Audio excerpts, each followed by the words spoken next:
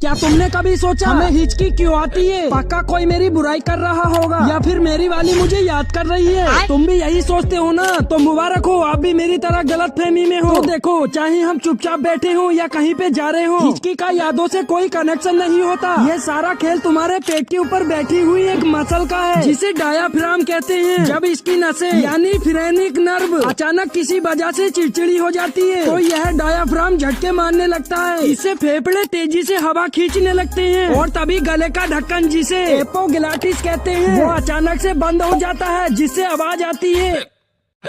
तो अगली बार अगर आपको हिचकी आए तो जल्दी से पानी पी लेना। ये मत सोचना मेरी वाली याद कर रही है या कोई मेरी बुराई कर रहा है।